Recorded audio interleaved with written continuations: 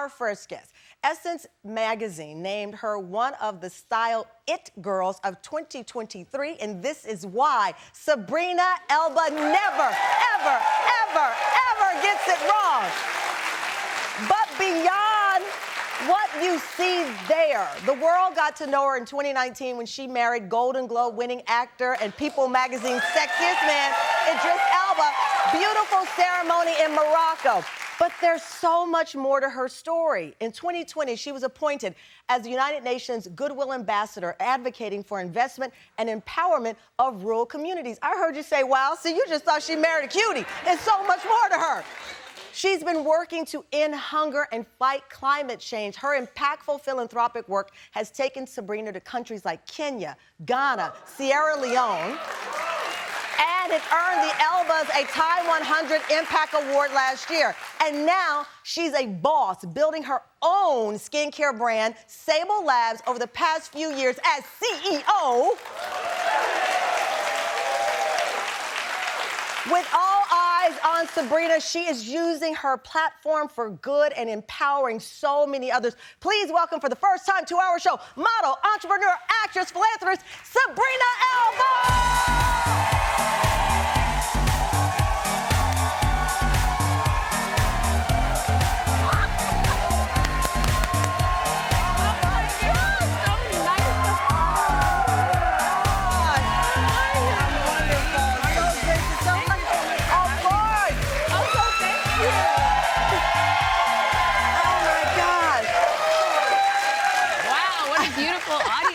Welcome to the Tam fam. Today. They did. Showed up. So they show up. This is a live show. Our Tam fam. Hi, everyone.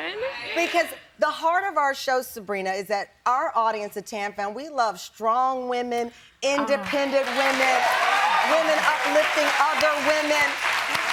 And that's so much of what you do. That's what you do. And people, even I, didn't realize it until I started to follow your journey. Right. What's it been like to step out of the shadows from someone everyone was curious about to now someone who says, this is who I am? Right.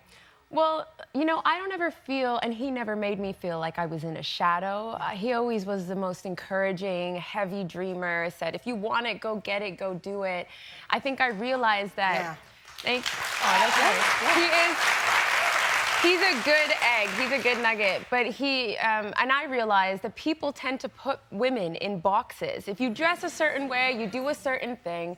And I was like, but I love all sides of me. I can speak in front of the UN Governing Council in a Saint Laurent dress, and that's okay. You know, and I think you just have to persevere and trust your instinct and stay true to who you are, and you build it, people will come, and they will come along for the journey. They will come along for the journey. I love that. And as I mentioned, you received the Crystal Awards from the World Economic Forum, and you have received so many philanthropic awards and acknowledgments. But what really pulled me in, and I was like, I am Team Sabrina Elba. When I saw you boots on the ground, traveling the world as a UN Goodwill Ambassador, there you are with the people, hearing their stories, not from afar. Why was it important for you to say, this is not a photo op, this is me? I know your mother is from Somalia. Yeah. And this kind of work is important. Yeah. Oh, man, this, oh, Mama! That's your mom! It's my mama!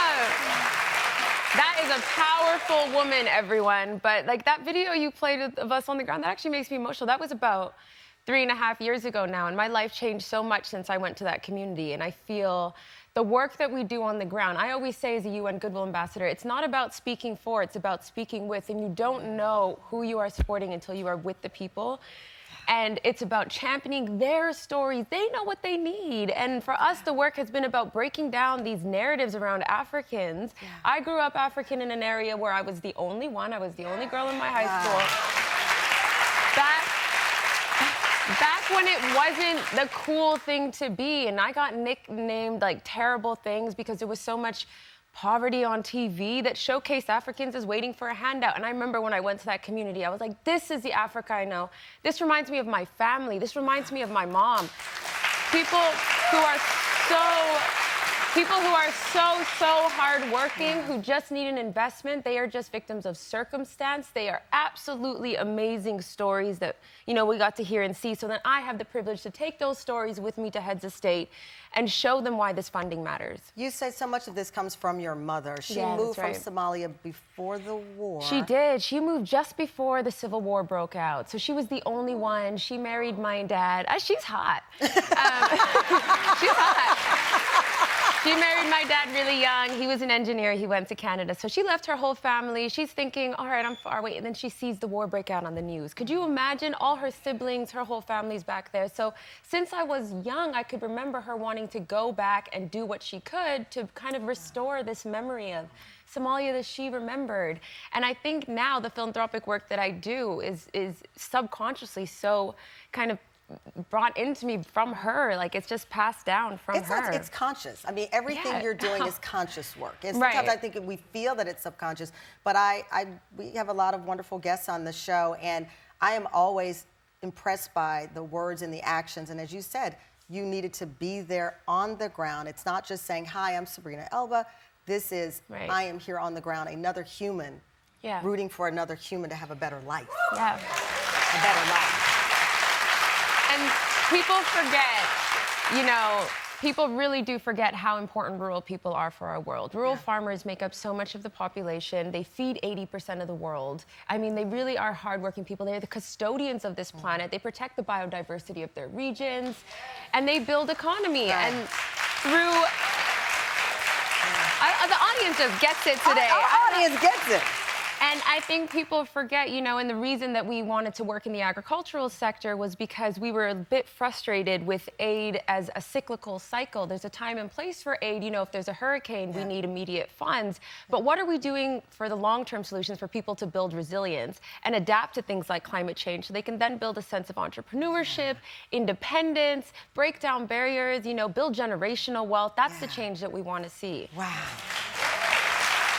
Well, I have to tell you, I love that we've been talking over 10 minutes and we've only referred to that other person in your life as a he.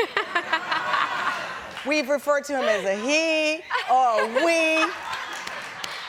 I heard that his Calvin Klein ad came up, he whose name we haven't said, and you referred to him as all of our boyfriends. All our husbands. What was the line? I said, ladies and gentlemen, our husband.